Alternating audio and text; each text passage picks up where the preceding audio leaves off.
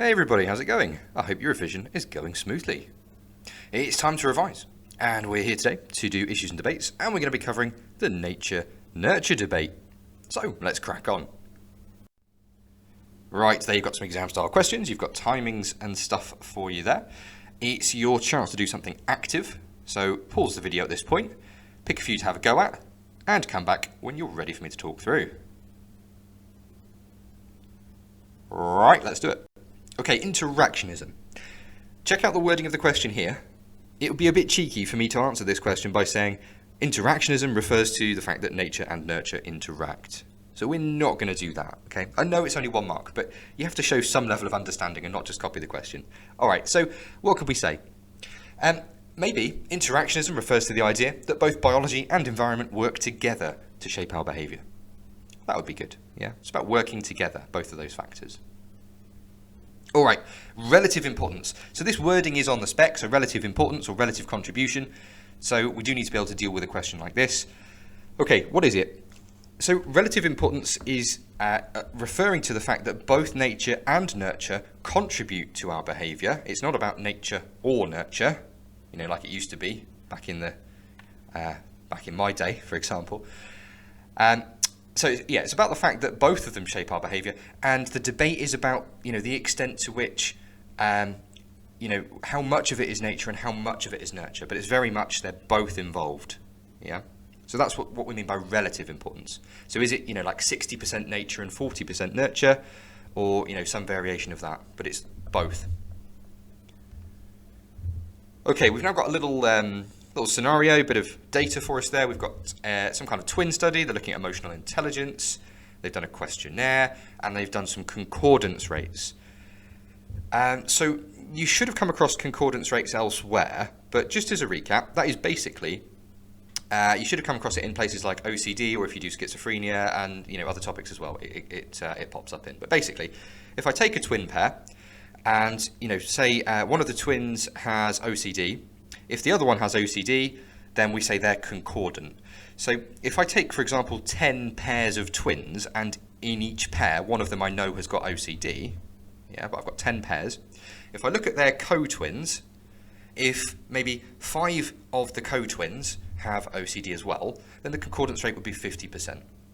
If maybe 7 of those co-twins have OCD, the concordance rate would be 70%. Yeah, so in 70% of those pairs, both of them have OCD. So that's what we mean by concordance rate. Okay, so let's look at this question again now.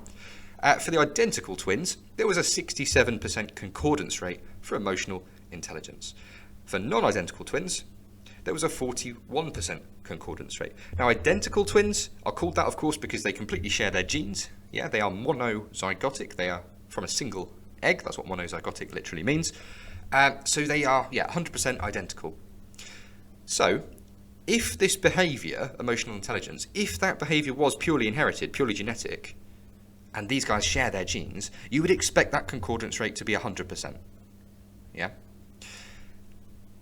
So what we can say is that this finding shows that nurture is important because the identical twins' concordance rate is not equal to 100%. Yeah? But it is greater than the non-identical rate.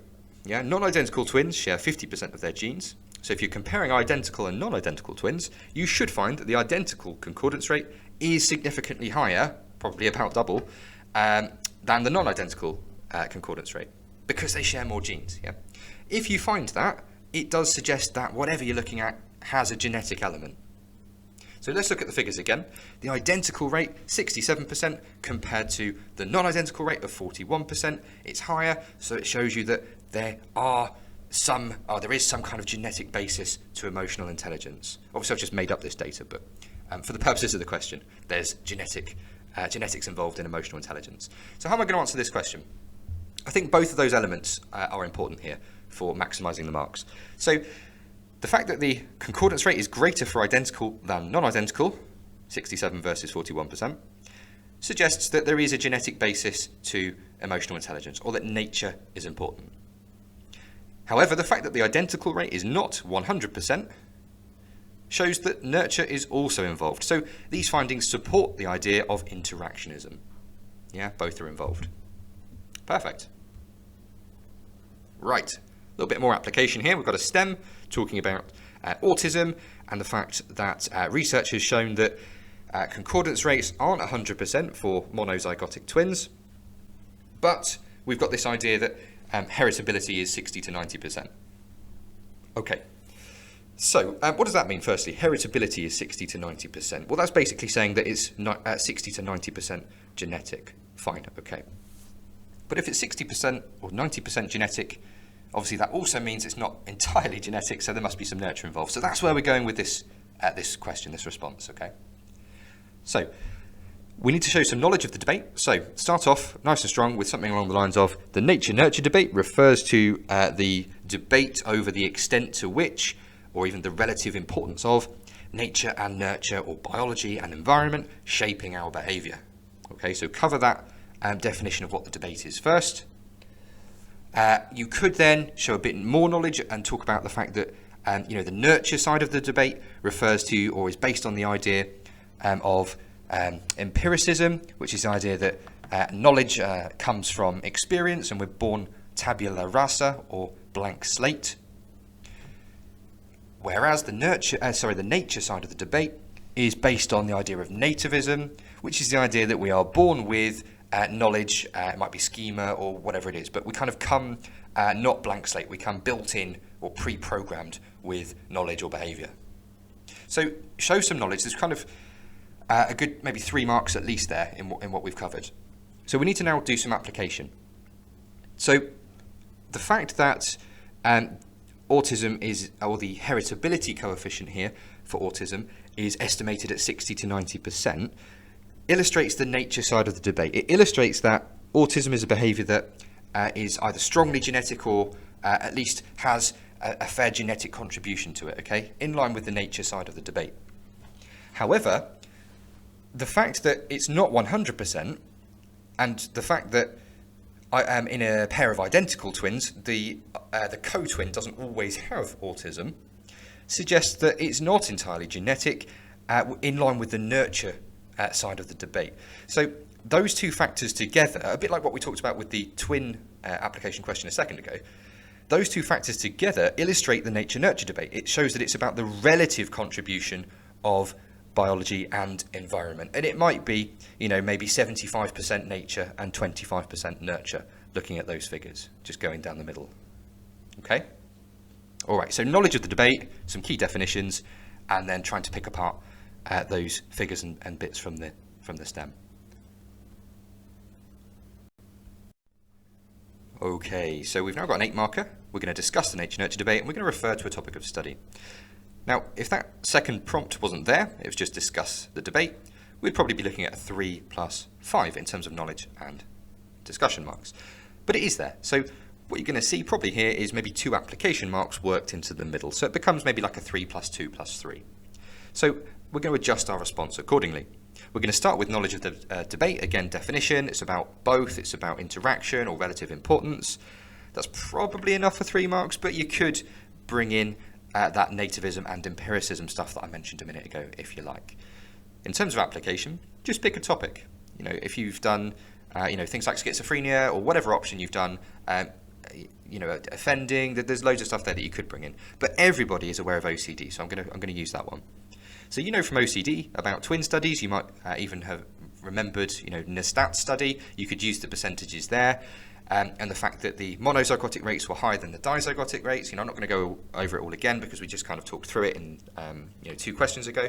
But the point there being that that study and what we know about OCD illustrates that both are involved. Okay. I wouldn't go too far in terms of saying it supports the debate, because you're kind of straying into to evaluation. I mean, you could do, because that would cover both skills then. But you can just use that to illustrate the debate, just apply your knowledge, okay?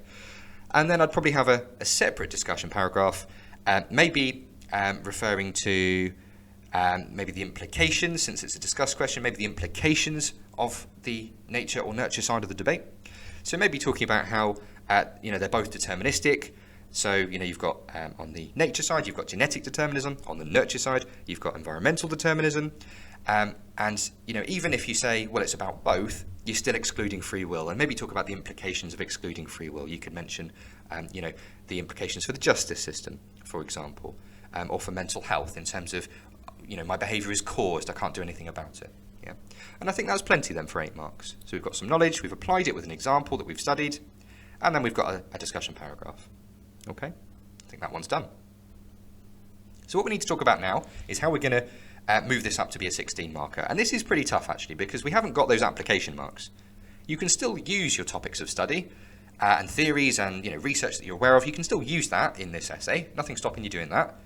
It's just that there's no application marks. So we have to really focus on making it discussion. Okay, we've got 6 knowledge marks. Again, I've been over a lot of that already in the video. I'm not going to repeat it all, but you're really padding that out by talking about nativism and empiricism and stuff there as well, and getting in the terms relative contribution, interactionism, explaining what all that means. Okay. In terms of 10 discussion marks, you're probably looking, or I'm looking anyway, at maybe doing 3 discussion paragraphs. We've already been through one about the implications and about determinism. That would be fine. You could do one on evidence supporting the debate. Now, what I wouldn't do here is kind of focus on doing a paragraph supporting nurture and then a separate paragraph supporting nature. I don't think that really makes sense given the modern debate about how both work together. So we need to think about studies that show that they work together. And that's where I'd be bringing in evidence like twin studies and talking about what we've already talked about a couple of times. So I think that's a good discussion paragraph about how it supports that both work together. But where I'd go with that one, to try and level that up a bit, is also, you're probably aware of this argument, but with twin studies, identical twins tend to get treated more similarly than non-identical twins. And therefore, they have more similar environments than non-identical twins. Now that means we can't really compare them fairly, because we're not comparing them in terms of their genetic similarity by itself. We've also introduced a difference in terms of environmental similarity, which confounds the study, confounds the conclusions. So where I'd go with this discussion of twin studies and how it supports the debate is because of that confounding issue of more similar environments for identical twins. Yeah, it shows us that it doesn't make sense to separate nature and nurture and try and study them separately. Yeah, they are inseparably linked. They are intertwined, entwined, something like that. You get what I'm trying to say. So I think that's a good second discussion paragraph. And then you could have another one. I'll try and give you a couple of options here. You could have a discussion about the role of epigenetics and how your nurture actually shapes your nature. So, epigenetics is the idea that our genes basically can kind of be switched on or off. So we have maybe, things in the environment, and it might be as simple as things like, nutrition, but it could be anything in the environment. That doesn't change the actual genetic code. Like, it doesn't change your genotype, but it can change how those genes are expressed, so which bits are active or what they're doing, switching on, switching off in basic terms. And that's why we get a difference between genotype and phenotype. That's what epigenetics is about, okay? So you could have a discussion there, and again, leading to the conclusion that it doesn't make sense to separate them, because even when you think you're just looking at the influence of the environment, actually it's not, because the environment has changed the expression of your genes. So your genes are still implicated in whatever behavior you're looking at, okay? So I think that's a really nice discussion, but again, concluding with the idea that they work together. Okay, another option, although that's plenty of what we've talked about so far. Just going back to that epigenetics, you might be aware of the study by Diaz and Ressler on mice, where they conditioned them to fear a certain smell, some kind of chemical it was, and then they kind of bred the mice, and they saw that the children or grandchildren were also afraid of the smell, even though they'd never come across it. Again, showing that your genetics can change as a result of your environment, or the expression of your genetics can change as a result of your environment, and that can be passed down through inheritance. Yeah, so you could use that to beef up that epigenetics discussion, if you like, if you're aware of it. Okay, so another option for a discussion paragraph could be bringing in either the idea of, I think it's Robert Plomin, isn't it, niche picking, or maybe Scar and McCartney's gene-environment interaction theory, if you're aware of that one, for your last discussion paragraph. So niche picking, both of these theories really are about the fact that that genetics can shape your environment. Okay, so we've just done, or you might have just done, a discussion on how the environment can shape your genes. So that's nurture shaping nature. That was epigenetics. And I'm saying now you could do a discussion paragraph on how your genetics can shape your environment. So how nature can shape nurture. Again, with both of these paragraphs, we're leading to the conclusion that they are not separable. Yeah, they're working together.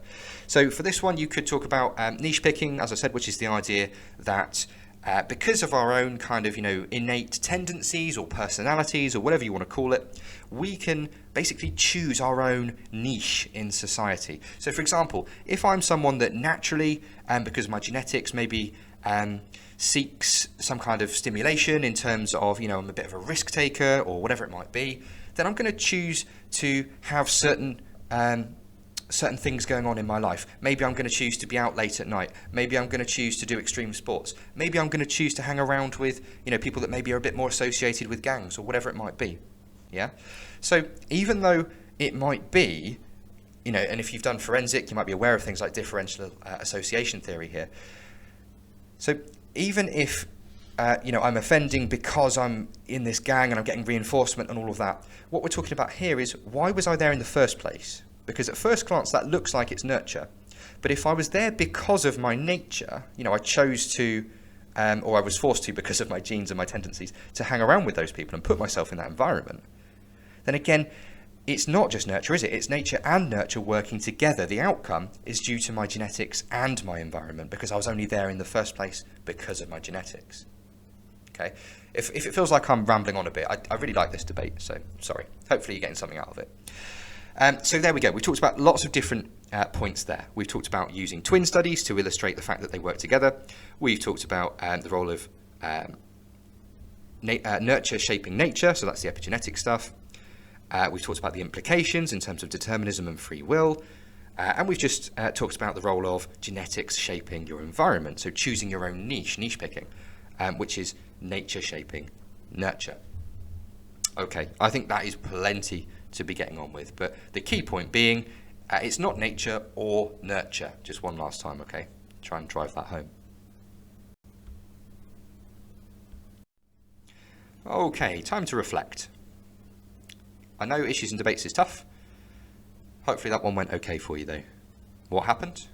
Why did that happen? And what are you going to do about it? Okay, right, that brings us to the end. That was me discussing the nature-nurture debate and what I would do for some exam-style questions. I hope that was helpful for you. Let me know how you're getting on. Share some thoughts, share some comments and questions and stuff in the comments if you like. Yeah, I'll see you in another video. Good luck with it all. Keep at it. Bish, bash, bosh.